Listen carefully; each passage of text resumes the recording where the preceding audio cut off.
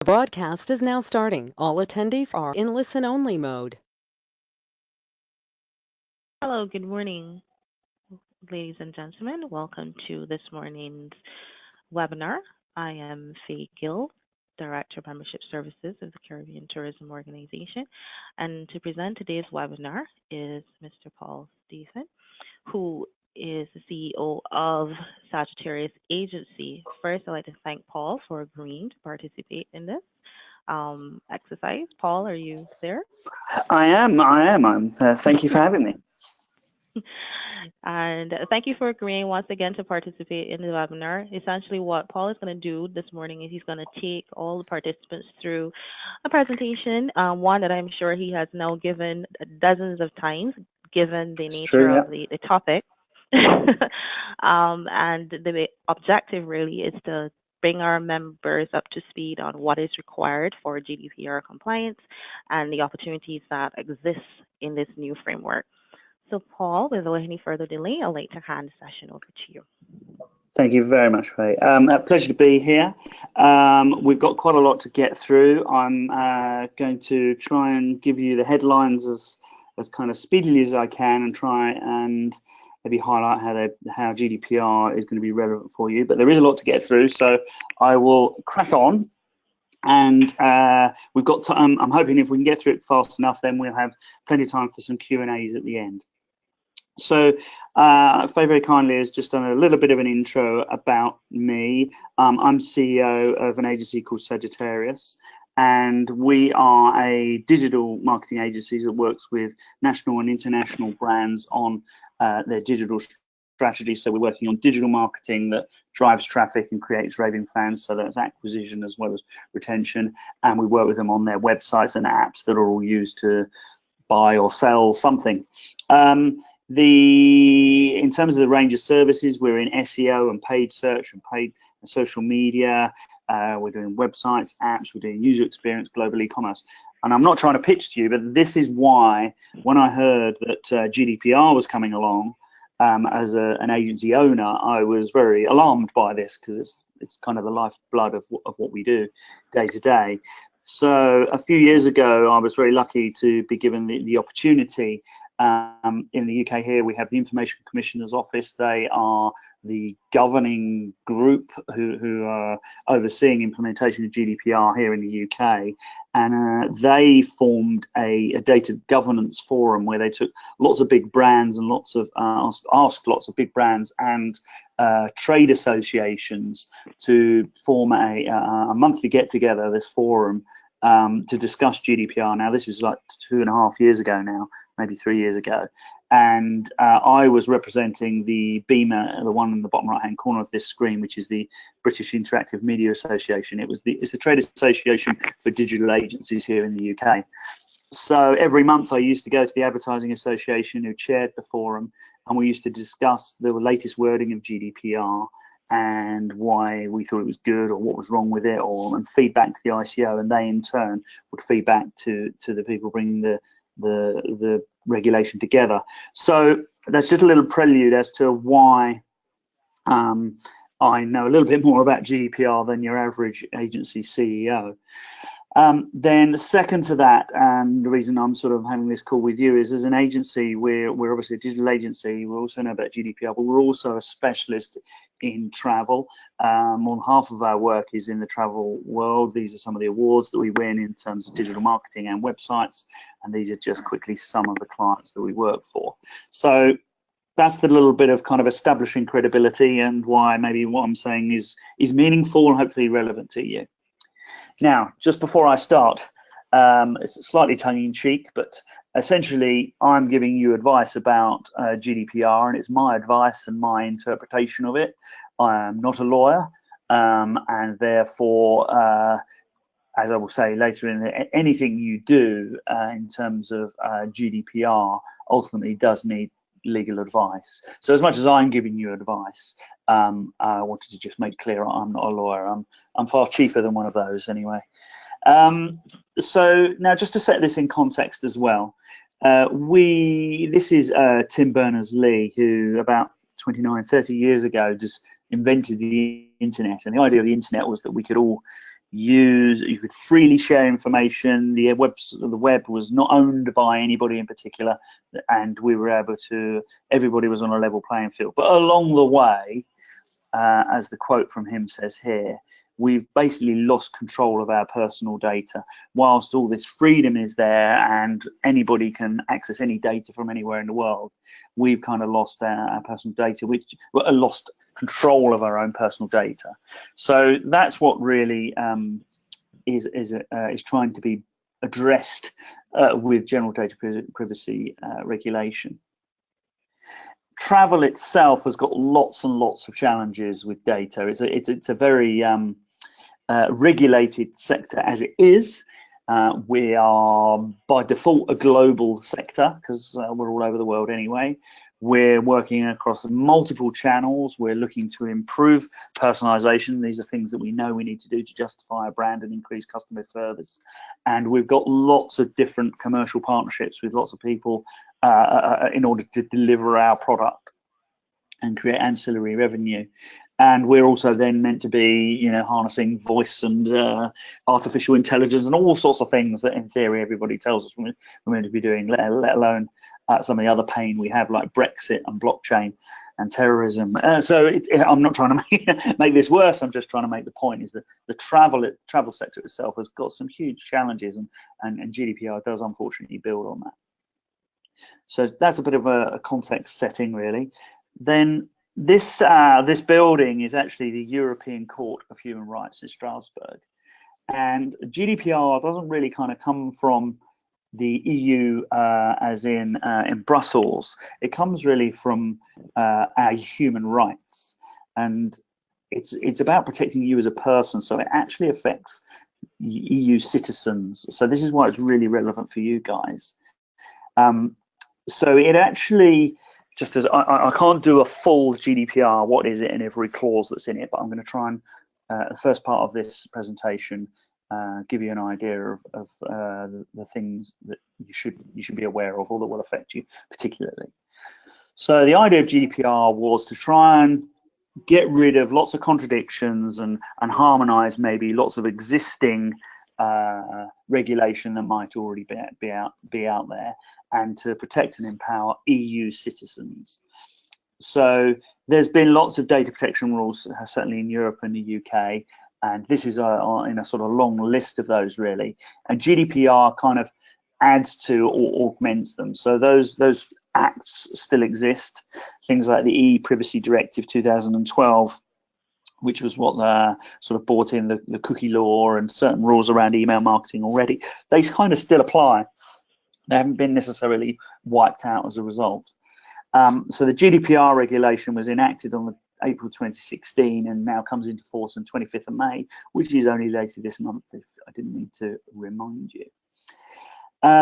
So why is this different from what's gone before it? It basically puts the data subject. So data subject is a person, just to put that in layman's terms. So it's their data, it's my name, it's my address, it's what I've done, it's the information you hold is mine. I get to decide if you're allowed to hold on to it and what you do with it. And it also makes clear that if you've got personal data, I'm going to refer to that as PII for sometimes that's personal identifiable information. If you've got PII, then if you're the person who's doing something with that data, or you're the person that has got that data living on your system, then you are responsible. So there's now kind of three people involved in this conversation. There's the individual itself, whose data we're talking about. There's what they call the controller and the processor. So the controller is deciding what they do with it. They're going to sort of use this email list to email people, or they're going to hold this data in their CRM. And then the processor is the person who is owning or running that CRM or that email broadcasting system. Now, if data is in that, then the GDPR in that system, the General Data Privacy Regulation says that both the controller and the processor are joint and severally liable for the data that's in it. So if I take I don't know, as an example, if you've got data living in Salesforce, for example, you and Salesforce are responsible for that data. And if there was a data breach or whatever, then it would be between the two of you to be held responsible for it. Obviously, if it's one of you who's done something particularly wrong, then you would be then ultimately held responsible. But the regulation starts with you're joint and severally liable for it. So that just sort of clarifies some roles, because you'll hear data control and data processor used quite a bit. Now in the UK, I'm saying in the UK because I'm aware some of you are not here, well, quite a lot of you are not here, but you're kind of, this is relevant to you, mainly because this is about EU citizens, of which many of you will be talking to and will have their data. So it's equally as, it doesn't matter where you are in the world or where that data is, it's about those people's data. So they're the people who have the right. Now the GDPR, sorry, the ICO, this document here, is not terribly easy to read, white and yellow and stuff, is a kind of the top 12 things that the ICO think you should be taking notice of. I'm going to sort of dwell on half a dozen or so of them, which I think are probably the things that a marketer should care about. There are the sort of more niche ones. Obviously, there's one number 8 there for children. So there's kind of things about, well, what can you do with the children's data, and when do they become an adult, and things like that. But they're very niche areas that I won't spend any time on today. So for marketing, the headlines are we've got to discuss these 5 or 6 things I'm going to just cover here. What is legitimate interest? What is your legitimate reason for processing that data? Them opting in and out consent. How long you should keep that data for, and how much of it you should be keeping. How can you profile people and segment people? Data sharing with third parties, and this idea of someone asking to be erased from your database. They're the things I'm going to try and cover in the next 20 minutes or so. So what is legitimate interest? So the General Data Privacy Regulation says there's 6 grounds of lawfulness. So there's 6 reasons why you can process somebody's data. There's 6 reasons why you can have that data in your database and have a right to keep hold of it. So if someone has consented for you to hold it, to do something with it, doesn't matter if it's sign up for a newsletter or whatever it is, they've consented. So that's the first reason why you're allowed to have it. If actually it's in your legitimate interest to have it. So for example, if you are I don't know, a telecoms company, or you are the Port Authority, or one of those sort of things, you have a legitimate reason why you need that data in order to do what you do day to day. Contractual necessity, in other words, if you've just bought something from me or made a booking from me, then I need those details to sort of fulfill the contract. So that's a contractual necessity, an example of it. Legal obligation, so you might be by law bound to keep people's details for 1 year, 3 years, whatever it might be. So that's another reason why you should have these people's details.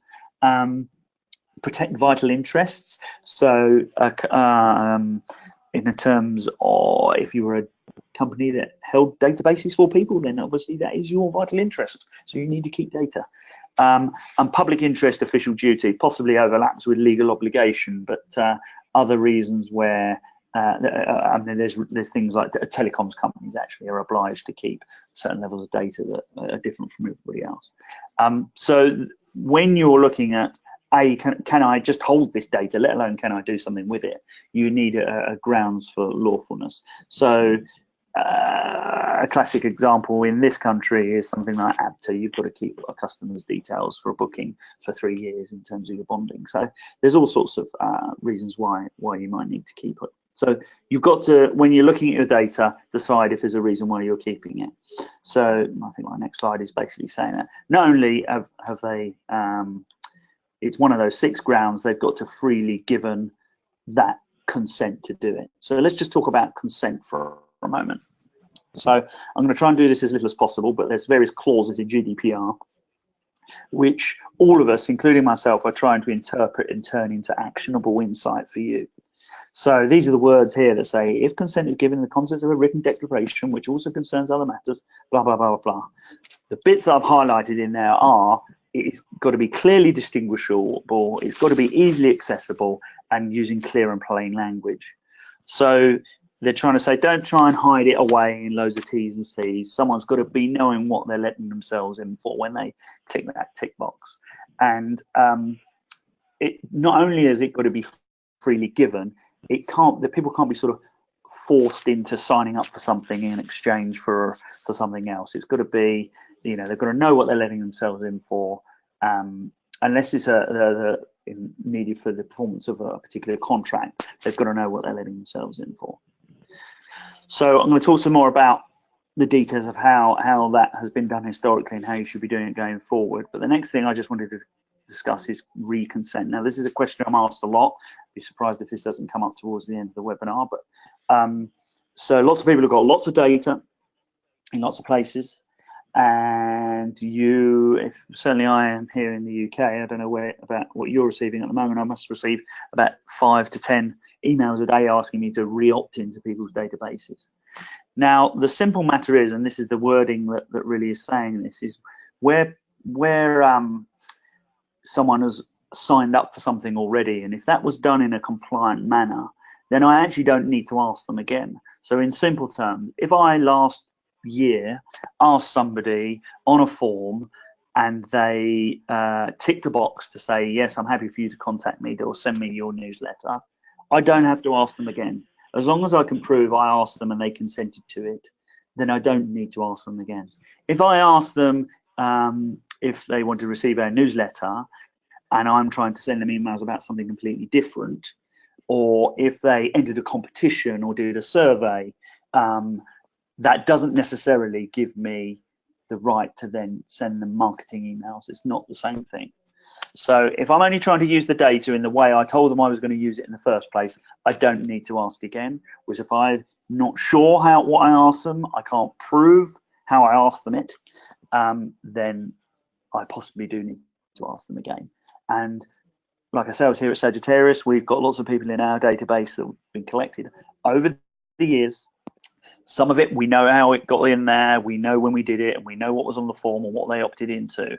Some of it we don't, because it's too old, or we've forgotten, or we've got no proof of it, or otherwise.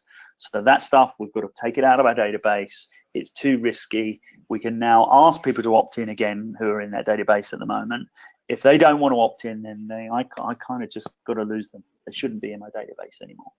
So hopefully that clarifies for some of you in terms of consent. I'm going to talk about ownership of that data later, so I won't do that now. So what the ICO are saying and GDPR is advising is that in order to get people's consent, you need to be very specific about what they're consenting to. So rather than just one tick box says, yes, I accept your terms and conditions, you can send me news and offers, and I don't mind you sharing my information with third parties. You've got to unbundle it. You've got to ask those questions separately. So I'm just using Sainsbury's supermarket here in the UK. So they're separating, yes, I agree to your terms and conditions, and then the actual permission of contacting you for offers and services is separate.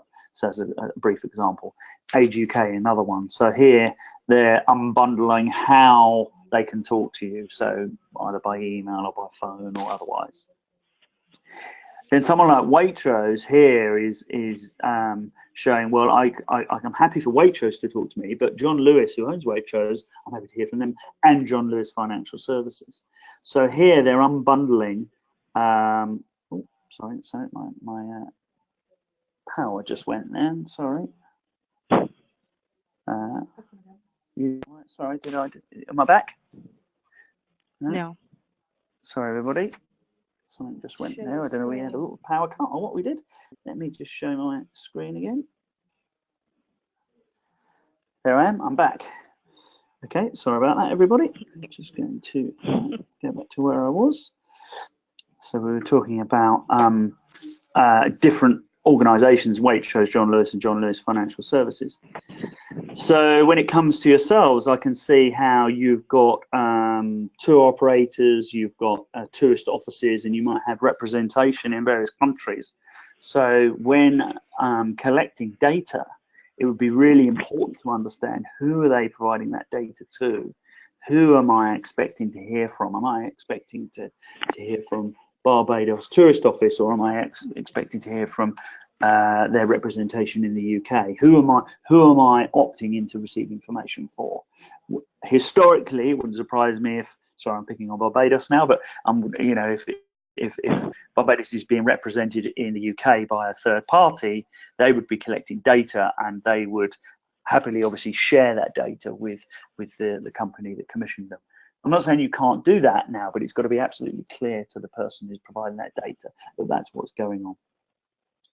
So that's in terms of how you start to break apart what people are consenting to, but also you've got to be really transparent about what they're doing, who's collecting it, and what you're doing with it. So the advice is what information is being collected.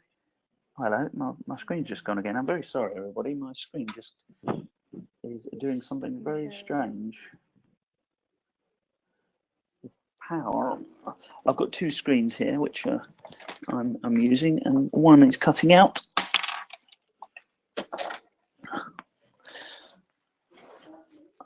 Okay, I'm going to go with plan B and only use one screen, and hopefully I can.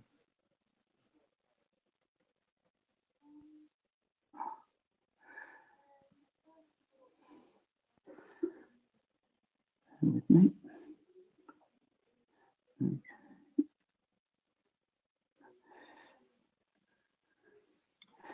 Okay.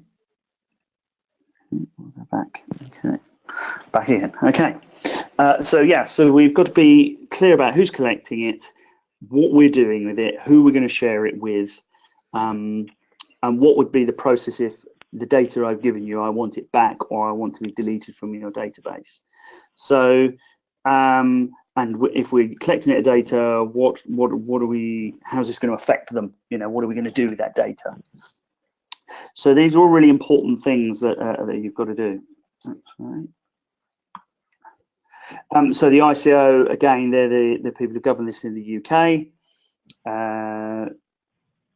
They're suggesting, so you should unbundle it like this, which is similar to what I just showed you. And then what they're saying is, well, rather than put little links to say, oh, you're agreeing to our terms and conditions, they're suggesting that you should layer that information. So give a little bit of a little highlights of what we're going to do with that data, and then provide a link off to further information. So for example, as this little animation is showing here, this is a nicer version of it, is rather than just showing it static, as you go down a form, you perhaps might just give people the highlights of why you're asking for their email address and what you're going to do with it, for example. Here's another example on an energy site that I came across. So this is what it would consider clear, plain language with consent, etc. So people will be able to know what they're letting themselves in for without going right into that long terms and conditions page that most of us never read.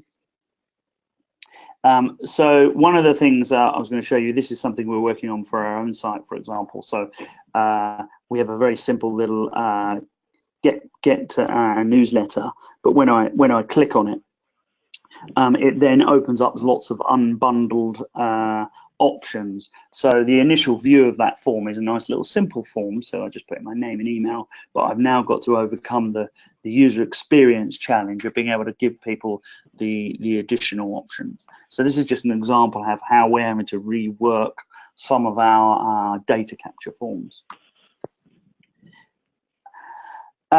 So the short version of all that is we've got to be asking very clearly, very concisely, making it really obvious to them what that is they're letting themselves in for, and really trying to make it interesting. Why should they give you that information?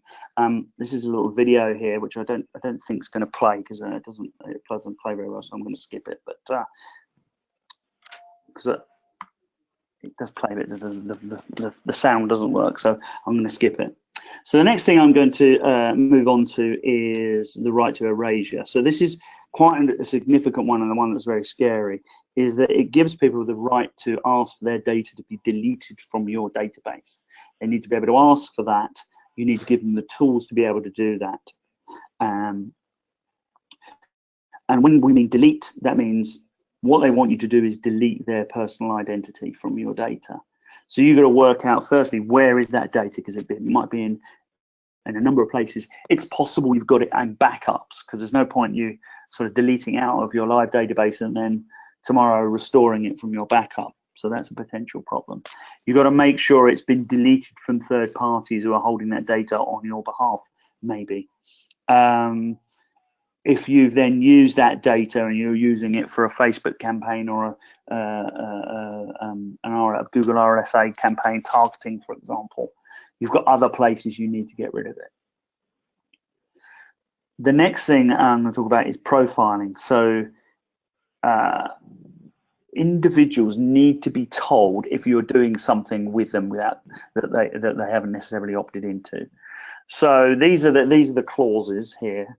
But if I just give you an example how that would be for us. So, for example, we have a number of clients where if they're users coming in from the US, then we'll show dollar pricing. If they're coming in from the UK, pound pricing.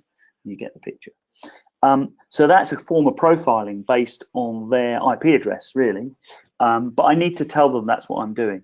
I might, taking that a stage further, I might be showing them pricing or types of holiday, for example, based on stuff they've browsed on the website before. So that's fine. You can do that. You can still do that, but you've got to tell them that's what you're doing. And it says obtain human intervention. They need to be able to say, no, I don't want you to do that. I don't want the pound one or the dollar one. I want the default one or whatever that is. I don't want you to profile me. So two things there. First, you need to tell them you're doing it. And secondly, you've got to provide them with the tools to sort of opt out of it. And really, this advice is coming to you because it's interpretation of GDPR. There's nothing in GDPR that says you can't personalize people on a website or personalize the experience. But these clauses that say you can't use automated profiling that is going to change the experience or how you deal with them based on these clauses of performance of work, economic situation, health, personal preferences, reliability, behavior, location, or movements. Well, these things were probably invented that then I can't discriminate against you as somebody who's disabled because of your health or whatever it might be. But unfortunately, the same clause is really saying, well, look, I'm going to profile you based on where you're browsing this website from or how many times the fact that you were browsing in the US last week and now you're in Europe, I might deal with you in a different way. Those are movements that I'm aware of. So you can do it, but you've just got to tell them that's what you're doing. So I'm trying to sort of give you the headlines here, and it could be potentially considered doom and gloom, but I actually have seen this from the very beginning, from a marketing and a data-driven marketer, as a great opportunity, and it's the opportunity to embrace it, really, because it's a fantastic opportunity to get our data in order. We've all got lots and lots of data building up in lots of different places that, you know, most of the brands we work with or come across are in a similar position. It's a bit of a mess. So this is the opportunity to build the business case and say, right, it's been like this, it's a mess now, but we need to get this right. We need to get all of our systems joined up. We need our data security. We've got data all in different places. You know, hand on heart, I can't tell you where all that is. And it possibly is the catalyst for properly now getting your organization to digitally transform. So be really looking at how they could do things going forward. This isn't a short-term problem that we just need to sort out for 2018. This data is the core of our proposition going forward. So this is the start of that. And from a marketer's point of view, we've been trying to do this sort of for a long time because we want that 360 view, and it's kind of sometimes pushed back because, oh no, it's too expensive, too much, it's too big a challenge for us to overcome. Well, now we have a sort of legal and compliance reason to be able to go to the board and say, no, I need to get all my CRM sorted out that I've been wanting to do for a long time. I need to make sure that that's connected to my website so we haven't got data in 57 places. Because the GDPR compliance is sort of making it absolutely necessary. The flip side of that is it means now we probably have got a much better understanding of what our clients are up to because we've got those things joined up. So if we understand them and we can be a bit, improves our empathy, it means we can start to look at how what they want and look at improving customer experience as much as possible. That obviously then needs to address the sort of give-get exchange. Yes, I'm going to give you this data and I'm going to tell you this much about me, and I'm happy for you to keep that data, but what's in it for me? What are you going to do to improve that experience? So that's where we have to be very careful about how we sell consent. And really, you want people to trust us. If they don't trust us, they won't give us their data. So this is an opportunity to behave in a way that means they trust us more than the opposition. And ultimately, if we're the ones who are looking after their data, giving them value back for them providing their information to us, then we are kind of beat the competition. It also means, because we've gone through this process, it's probably better data, to be honest. We've all got lots and lots of data which we've collected one way or another, but some of it is questionable, and sometimes people opt in and not really understanding what they've done. But with what we're doing now, everyone has freely given it. They really are genuinely interested in what you do and what you sell, and they will feel valued as a result of that as well. So as much as I think, we've all been used to collecting lots of data and doing shows and surveys and competitions to collect data, how much of it actually converts into a customer could be quite small. So it's going to recalibrate what good looks like in terms of data capture going forward. Ultimately, as I say, we're all trying to get that single customer view and get everything joined up, be it from our CRM or our website or shows or surveys or anything that we might do. But that is part of the challenge, and certainly with some of the brands that we've been working with, there's I think the worst we've come across is something like 37 systems in one organization. And data collection is happening in all sorts of places, and this is just a little example of some of the sort of things I'm talking about. It's not just brochure requests or forms or bookings that are being made. There's all sorts of little ancillaries and places where data gets either collected or ends up. And it may start simple. Someone comes in on the website, they might use live chat or capture data on the website, but we're also collecting analytics. That data that comes off the website is going into a CRM, or it might be going to a res system, into bookings or so, whatever. We might then be taking that data out of a CRM into an email broadcasting tool. We might be using it to feed lookalike campaign in Facebook. Our booking then might be going on to a hotel or flights or insurance or a tourist office or whatever it might be.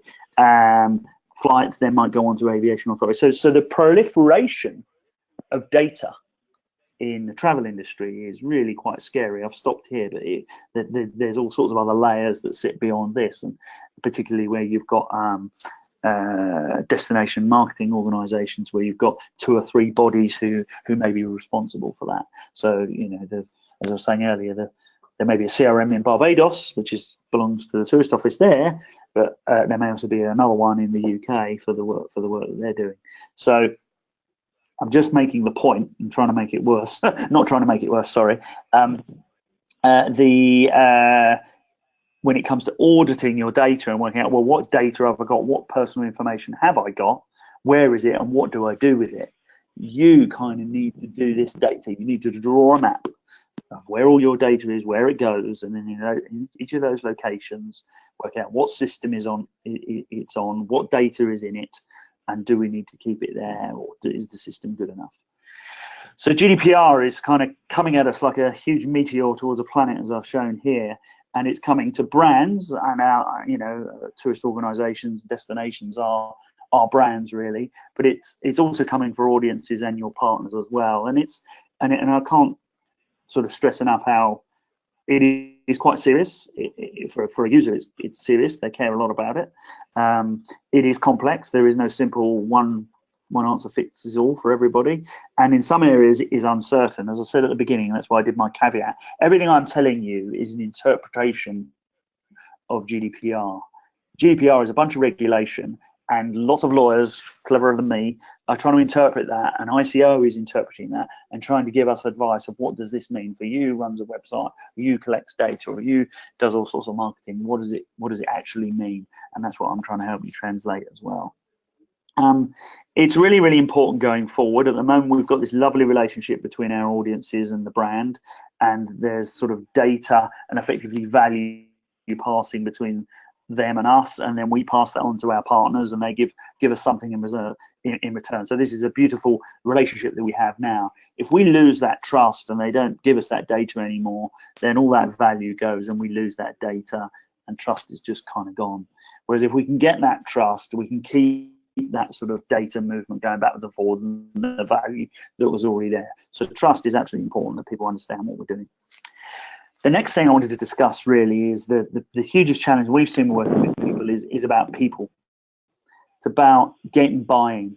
So this isn't just about us in the marketing department or the IT department. This starts at the top. The CEO and everybody around him in the C-suite needs to understand that GDPR is important and it then needs to be at the heart of everything that we do. So and this is going to start with a whole audit, if you haven't started already, of all your data assets, and you're going to end up on this sort of possibly long journey. It's not an overnight thing to be compliant. It doesn't just concern internally either. It then also means all of your partners, everybody you work with, the media, the agencies you work with, your vendors for various things. They all need to be compliant as well. So it's not just an internal thing. And then, of course, there's the extra layer of, well, what might be different in different parts of the world as well. So it is complex. Also, I didn't have this, I couldn't fit this one all on the same screen, but then you've also got all the different bits of software that you use. How many of those are compliant? I mean, it's becoming less and less the case now, but certainly a year ago, the idea of being able to delete somebody from your database or extract all the information about somebody from your database, the tool just wasn't there in the system to be able to do it. So again, you may be you're holding your data in a very antiquated system that's got you as far as it has. But if you're using an old version of Microsoft Access and you haven't got the ability to delete their data or whatever, or extract the data you hold about them, then that's a problem. So the stages are, you've got to assess where you are, come up with a plan of how you're going to get from where you are now to where you need to be, try and be compliant, and that will be a constant process of enhancing that compliance. But it is going to be costly, it is more complicated. And the design, privacy by design is the phrase that comes from GDPR, is that from initial idea through to looking at how you're going to build something, to uploading it, thinking about privacy and what you're going to do with that data should be built in at all times. And it does mean costs are going to go up, but it also means unless the risk is there if we don't do it, and we need to make sure that we've covered that off. Next thing I'm just going to touch on only briefly is data security. Data security isn't really part of GDPR. It's not saying you need to be more secure with your data. It is almost assuming already that you are secure with your data, and that that's a kind of given. But the reality, what they've introduced is, sorry, data security is invariably someone like Tom Cruise hacking into your mainframe. It's more likely to be some guy in his back bedroom. That's often the case. Someone's just hacked your website just just to show that they could do it. That's the reality of hacking. And here in the UK, we've had recent examples where websites have been hacked by someone like this in their back bedroom. Like TalkTalk, they hacked a website they had. They managed to get 20,000 people's names and emails off of this old website that someone had forgotten they even had. Now they've got something like, I don't know, 20 million customers, but they managed to get to 10 or 20,000 people's names and emails. No financial details, no anything, nothing too drastic, really. I'm not wishing to make light of it, but the point is, the headline is TalkTalk.net has been hacked, and they've got hold of customers' data. So the actual sort of cost of that is really the PR effect rather than anything else. So what's happened now is they've said, okay, well, you need to be secure, but what GDPR is covering is, firstly, if there's a data breach like that, then you need to tell the people who've been breached. You need to tell various people. So you need to be able to say when it happened, whose data got hacked, and how it happened, when and how and who. You have to assume breaches will occur. This is the standpoint you have to come from. Even if you think you're secure and you've got great systems, let's assume something's going to happen, because nothing is ever 100%. But the important, the scary one is you've got to do that within 72 hours. So within 72 hours, you've got to tell the people who've had their data hacked that it's been hacked. You've got to tell the regulatory authority. So there's various sort of for different industries and different people, you'll have different people who need to be told. for that reason that you've got to do it in 72 hours, you need tools in place, you need a process in place so that if it happens, you can tell why it happened, how it happened, and to whom, because without the tools in place, you won't necessarily be able to do that. They give you 72 hours, as much as that, because they know you need at least a certain amount of time to be able to work out what happened. Otherwise, it's a bit pointless. And one of the advices that comes out of that is then if you've got very high security, then any data that you have needs to be encrypted. Because that way, then even if someone did get hold of a copy of your database, if it's encrypted, they haven't actually got hold of any data that they can read. So it just reduces the impact of any sort of data breach. As I said, the true cost of any data breach is probably more to do with the PR effect rather than any fine that someone from the ICO in the UK would have put on you. So in terms of security, it's not really part of GDPR, but it does make you want to rethink your whole sort of data infrastructure and the software that you use, how much you might tighten down the network access that you've got. You might, for example, at Sagittarius, everybody's phone has to be password protected, everybody's laptop has to be password protected, all those sorts of things that stop us letting someone in. Obviously, we would have protected Wi-Fi, but these are all routes that somebody could get at the data that's within our network. And then the last one is probably the biggest one, again, back to people, is attitude. So a classic case of data is we all sort of save stuff on spreadsheets, we save it to our desktop, we send stuff around in email that are extracts from our databases, etc. And that kind of has to stop, because every time we do that, we're increasing the amount of places some data might live that's unencrypted and is a potential for a data breach. So that's a mindset change, an attitude change. And on the ICO, they have these things, they have a guide to privacy impact assessments, and their argument is everything you ever do, any new thing you create, any bit of design you do, you should do a bit of an impact assessment. Sort of example might be if you've got a new form on your website, okay, where are we auditing? What's happening with that data? What's going to happen after 30 days? Do we need to keep that data?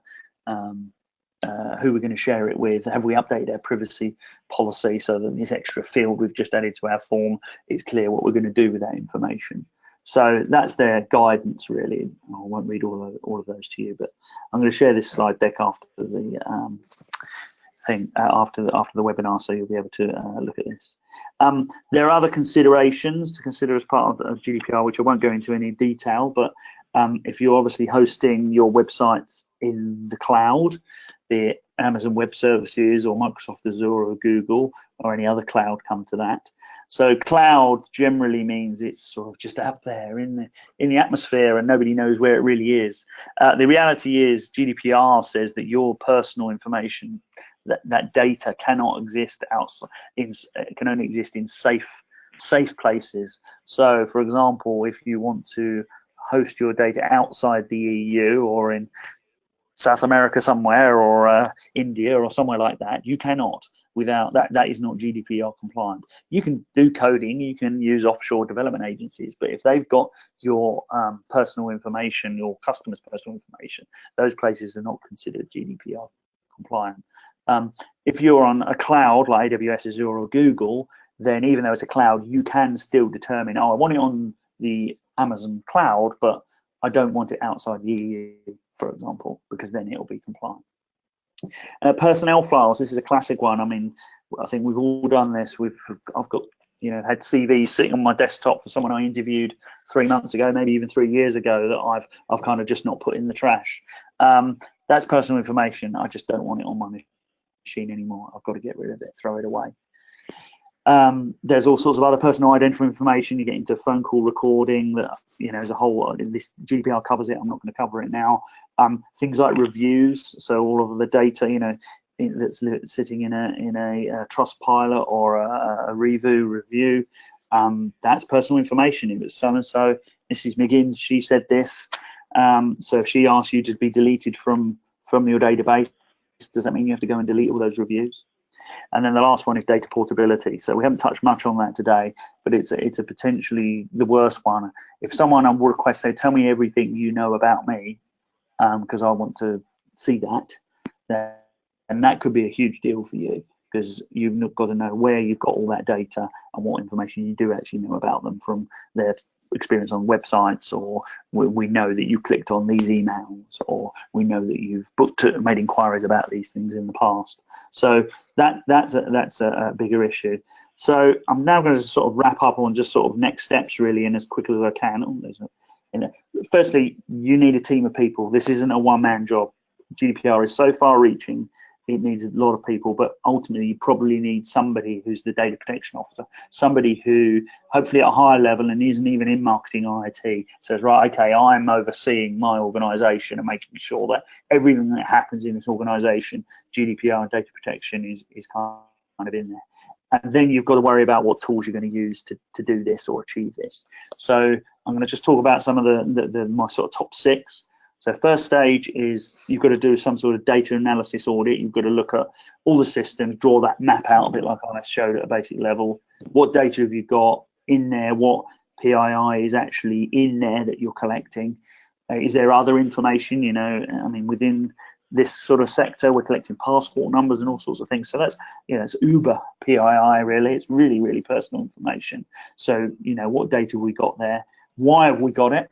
You know, do we need to, you know, as much as we captured someone's, for example, a tour operator might capture someone's passport information so they can do the sort of flights out, but do they need to keep it afterwards? So that's my next question about how long we keep this data for. Who did you share it with? So who else has access to that data? So you've got to go through that whole audit.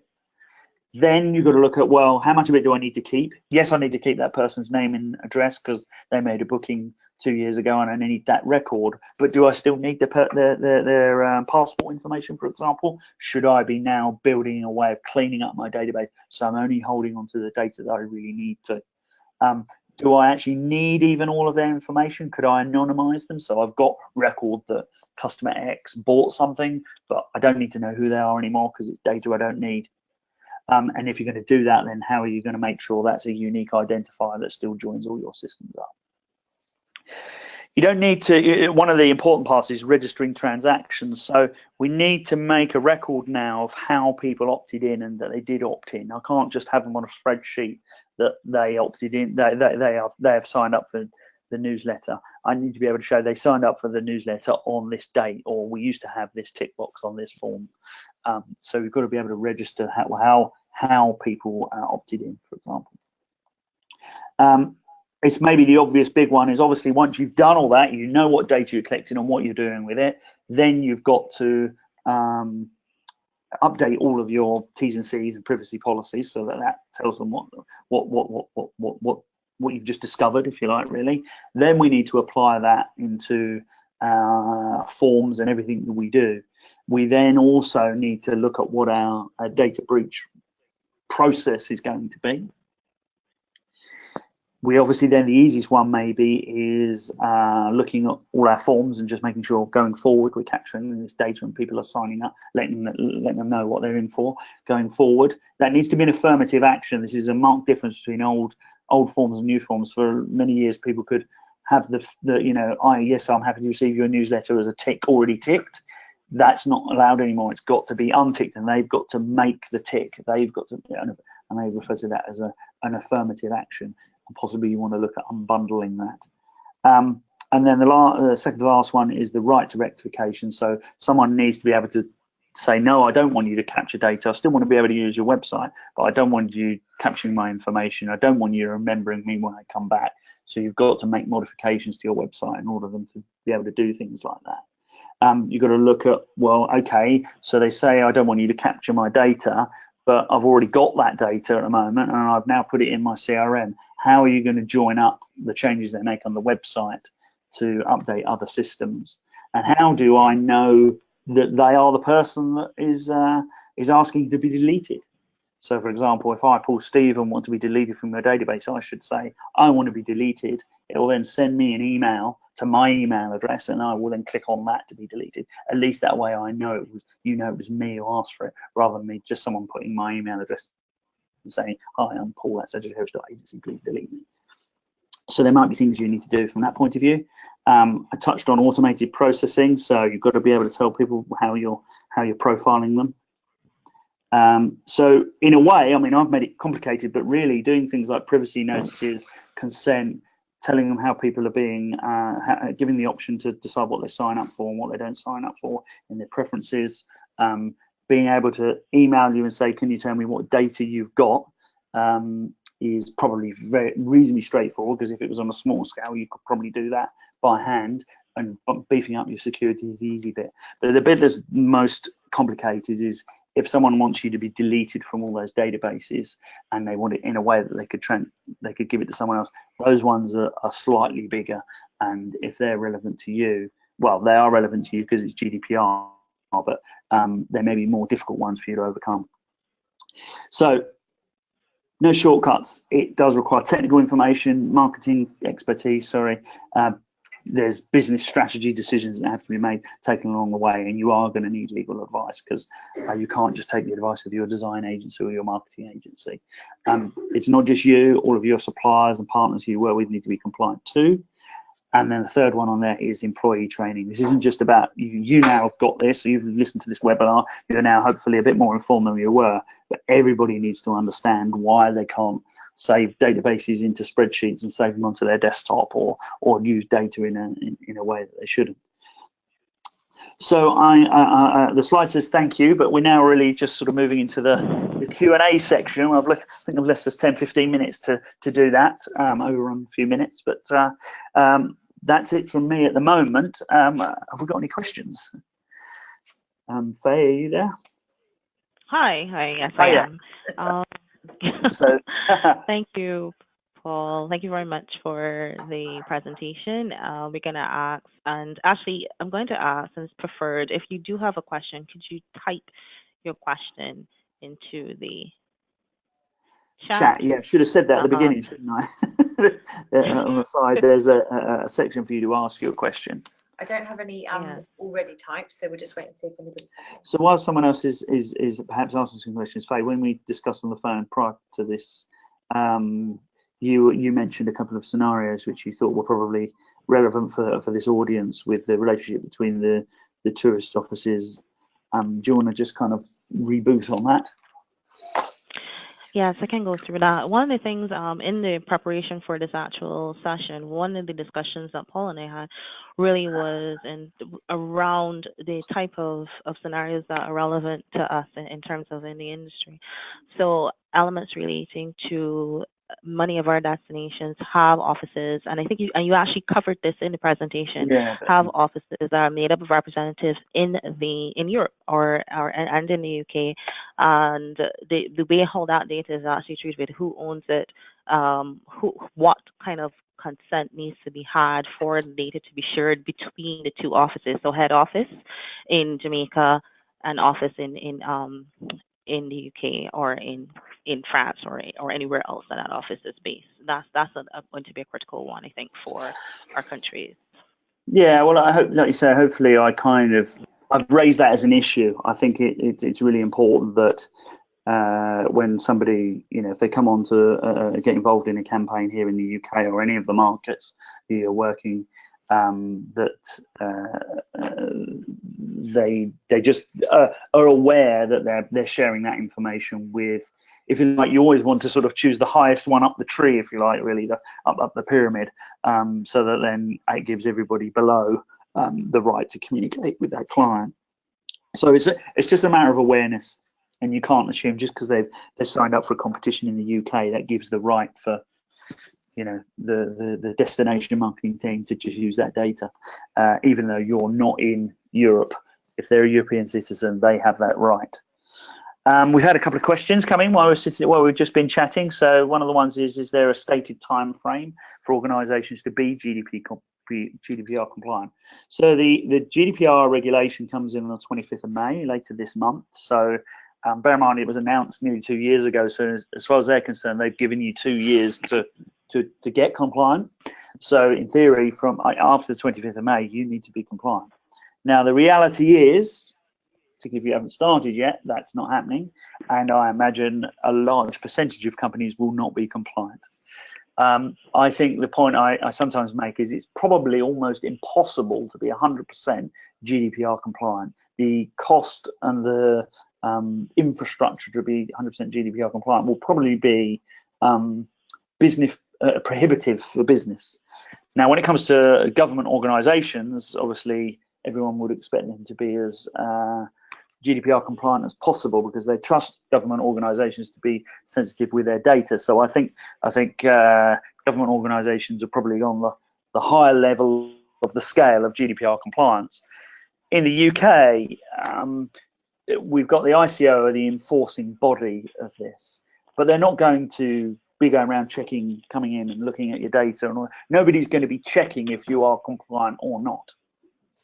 So this is only a problem for you when you have a data breach. If you had a data breach after the 25th of May and you are clearly not acting in a GDPR compliant way, then you are kind of probably in trouble. They're going to come down heavy on you because you had time, you were warned what was the appropriate way to react, and you've not done that.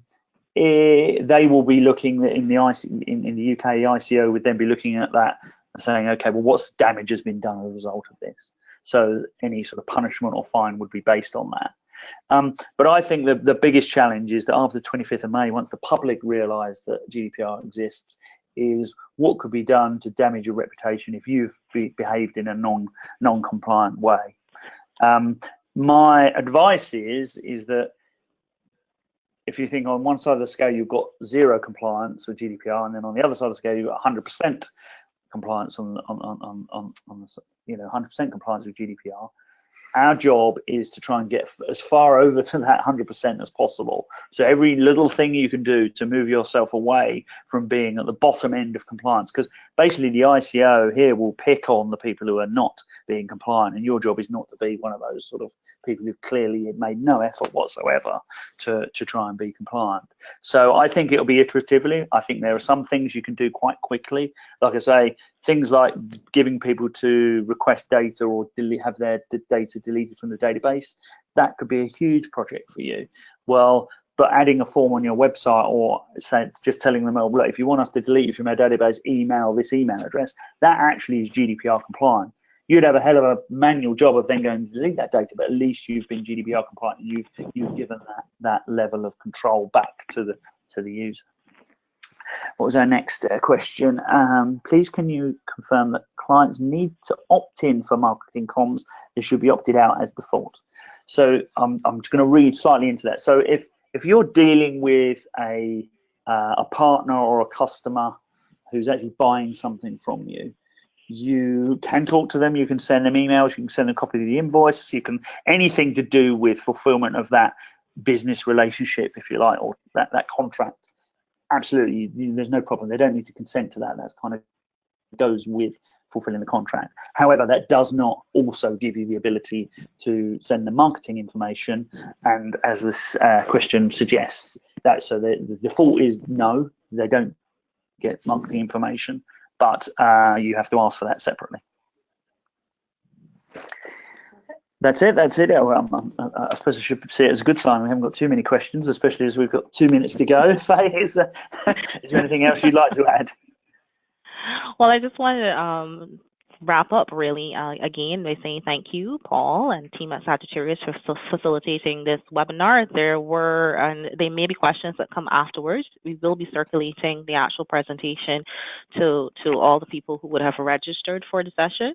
Paul's contact information is there, and I strongly suggest that if you do have additional questions that you think of something, or when you actually communicate what you've heard today to the other people in your organization, if there is a need for follow-up, we can also facilitate that so that you can get more information and get closer to being compliant as required by May 25th.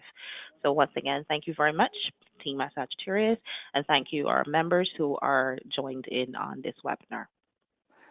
Not at all. Thank you, and thank you for having us. I will just remind you. So we have recorded this. So this will be circulated in due course, and then that can go on to your colleagues who maybe you'd like them to have heard it, or they weren't able to make it today. And as Faye suggests, if there's anything we can do to help you, or you'd like us to do another one of these sort of presentations, or assist you in some other way with your wider team, then just email or reach out, and we can discuss how we could help you. Okay, thank you, everybody. I hope that's helped you and not scared the living daylights out of you. And you've got something you can go away with I don't know, positive action. Okay, thank you very much, everybody. Thanks a lot. Bye.